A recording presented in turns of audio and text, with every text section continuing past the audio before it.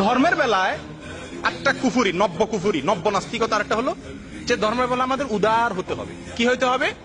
উদার হইতে হবে। আমার সবচেয়ে আশ্চর্য লাগে এই নসিহত গুলা কারা করে? যাদেরকে মাটিতে শোয়া পেটের উপরে একটা পাড়া দিলে শুদ্ধ করে সূরা ফাতিহাটাও বলতে পারবে না।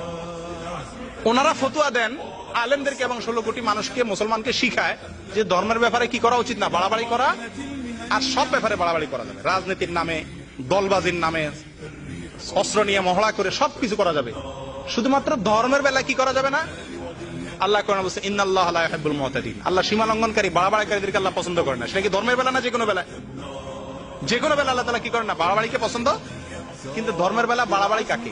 আপনি এটা গান শুনতেছেন, আমি যদি বলি ভাই গানটা শুনেন না প্লিজ, বন্ধ করেন, এটা হারাম, তো সঙ্গে সঙ্গে বলবি কি ভাই ধর্ম নিয়ে বাড়াবাড়ি করা ঠিক না। বাড়াবাড়ি কাকে বলে? বাড়াবাড়ি হলো সীমানার বাইরে যাওয়া। গান না শোনা এটা ধর্মের ভিতরের জিনিস না বাইরের জিনিস? ধর্মের ভিতরের জিনিস। আমি যে বলতে